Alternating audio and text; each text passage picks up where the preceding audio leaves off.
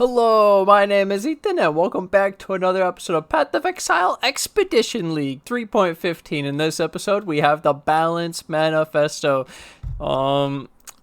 This shit fucking long, bro. 6,660 words. So, what I've done is, let's do this audiobook.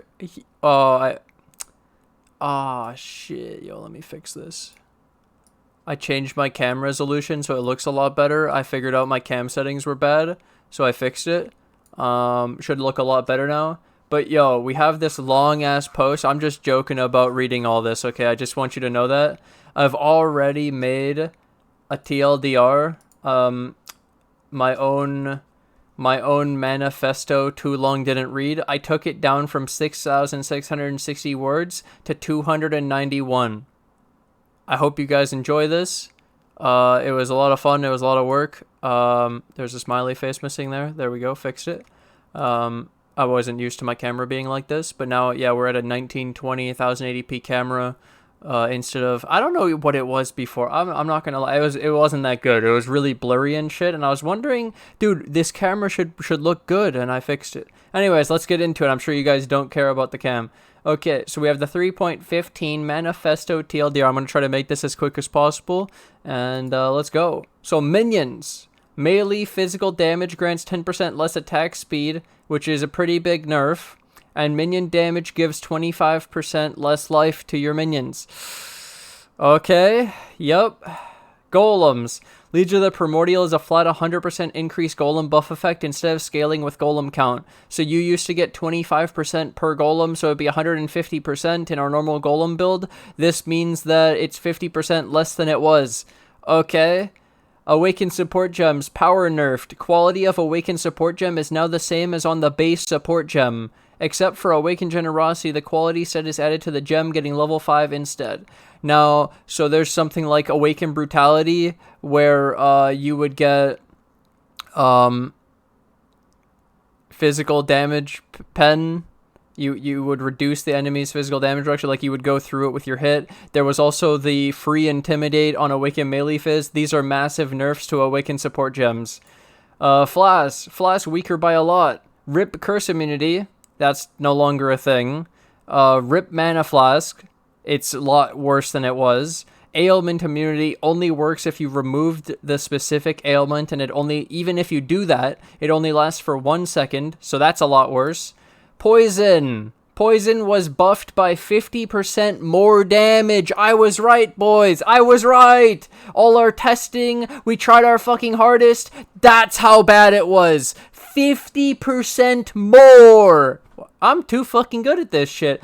Nerfed Assassin and Corlito's Signature. This is the Flask, Nerfed Assassin Ascendancy. We reworked the Poison Support Gem to now be called the Critical Strike Affliction. This support gem provides damage over time to damaging ailments from crit strikes. We might be able to use this in our Bleed Reaper build if we make a Crit Reaper, because the damage over time with crits, and it's no longer just poison, it's all damage over time, so it could be used in the Bleed build. So it can also be used with Ignites and Bleeds. The Lesser Poison support has been renamed to Chance to Poison. Triggered skills cost mana. Oh my god. Cast on crit, cast while channel, cast when damage taken, not cast on death. So this one is the big one for us. Cast when damage taken, cost mana now. So our low level Immortal Call and potentially a curse, because in hardcore I automated Enfeeble and Immortal Call with my cast when damage taken. So now they'll cost mana, which probably isn't that bad for us. It affects higher mana builds way more, where they're like abusing the mana cost thing.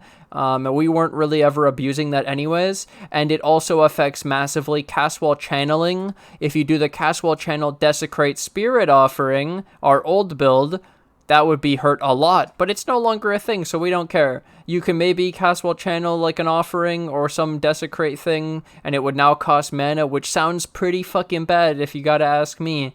But it doesn't help. It doesn't matter to us anymore. Woo! Movement skills. Dash and Smoke Mine nerfed. I didn't include it here because we don't use those, and, well, they're worse now. And then Flame Dash nerfed, but still good. So it's, smiley face, 3.5 seconds from 3. Okay. Point 0 to 19% increased cooldown recovery rate from 0 to 47. Okay, that's pretty bad. Its cast time is now 0.8 from 0.7, but it still has an instant cast if you haven't used it recently.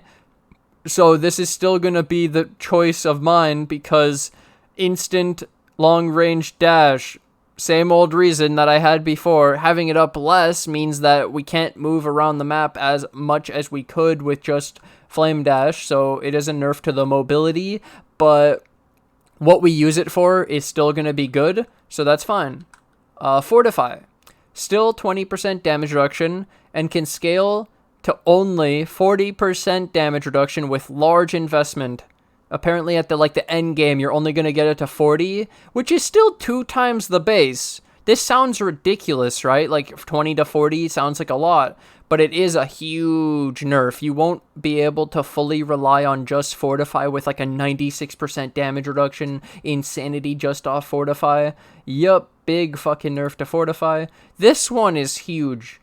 Veiled mods. Veiled nerfed. Attribute stacking nerfed. You can't get more than one of the same attribute on a veil, so you can't attribute veil strength and have like an 100 strength ring. Deterministic veils was nerfed, so it's less likely that you're going to get the veil you want. They made it less likely to be able to target one specific veil, where sometimes in the past it was guaranteed to get one on a certain item with a certain setup, with a certain amount of open mods. You could guarantee a veil of your choice. Now it'll be harder to do that. Multiple veils from meta mods or fractured mods dead. You can't get multiple veils with veiled chaos orbs anymore.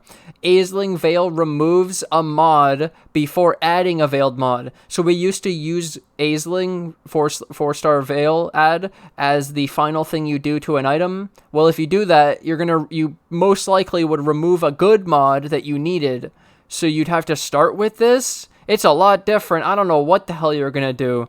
Veiled mods don't count as crafts, so they can't be removed by removing a craft before unveiling. So let's say now that it removes a mod, so let's say you had no open prefixes in the past and you only had suffixes, so you Aisling slam a suffix and you were guaranteed a suffix, but sometimes people put their Aisling veil mod on an item that had an open prefix, open suffix, but they only wanted a suffix, so if it hit the prefix, you can see, when you hold Alt, you could see that it was a prefix, and you could remove it with the crafting bench. You can remove the crafted mod. So now you won't be able to remove it. You have to basically, and then you can't even isolate it to only be suffixes and prefixes. Like you can't say, I only wanted to slam a suffix because it might remove a prefix before adding the veil. So there's no guarantee there either. You could just brick your item and get a veiled prefix, and then you'll be like, I really wanted that suffix, I can't even fix it. And yeah, so you can't like remove the veil before unveiling anymore. So this is just huge nerfs all around to veiled mods, which makes sense because they were ridiculously strong and made some absolutely insane items that weren't possible without it, and they destroyed most of the cool shit that you could do with veiled mods. We'll have to figure out new cool shit to do with the veiled mods with these new things, because for example, Ashling removing a mod is kind of interesting. That might have its own use. And the fact that the veiled mod doesn't count as a craft means that you can now craft a mod before Ashling slamming, and you can block stuff. So maybe you could protect prefix, protect suffix, so that you don't remove a prefix, for example, and maybe you remove that protect thing as the craft. And then there's also maybe you craft on attributes, and then you know you can't get that same attributes because you blocked it. So there's blocking now with adding a craft. So there's new ways to utilize veiled mods that is completely new, which is very interesting to me. I like this, but rip to all this stuff. Conclusion. Damage over time looks promising. We also have the Reaper and the Bleed build, pog, because it wasn't nerfed that bad. And in some cases, what's actually buffed. Like we saw the poison change to the damage over time crit thing. And it also noticed, if you go back all the way to the beginning, melee physical damage, less attack speed, is only a nerf to normal attack builds. But if it's for a Bleed build, the attack speed doesn't matter that much. So that's really cool.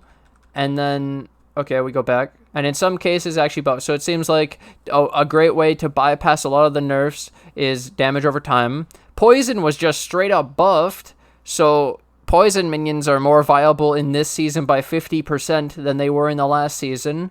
The melee phys nerf doesn't affect bleed. The life nerf on minion damage might not matter for Summon Reaper if it has a lot of base life, and it heals from eating your other minions. Flame Dash is still usable. I still like it. It's probably still going to use it. Veiled mods seem a lot more awkward to add to a build rather than just generally increasing the power of all builds. Ailment immunity might be hard to get, but it seems like Elementalist still has it. They mentioned in the notes that Raider only has 50% chance to avoid elemental ailments while phasing, but they didn't mention Elementalist, which makes me think Elementalist is still good to go. So Elementalist looks really good, guys. Really good if it still has elemental ailment immunity.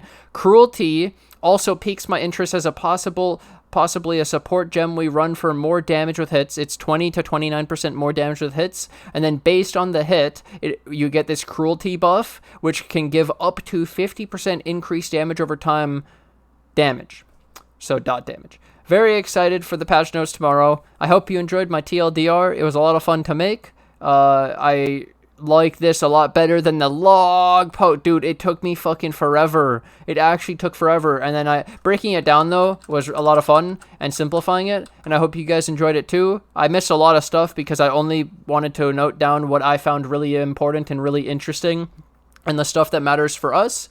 But either way, I hope you guys enjoyed this as much as I did making it. Thank you guys for watching. Thanks for hanging out. I'm going to take this opportunity to thank my Patreon, my YouTube members who financially support the channel. I can't do this without you guys, so thank you guys for all the support. And thank you to anyone who joins the Patreon, the YouTube members today. And I'll see you guys in the next episode. Patch notes. Bye!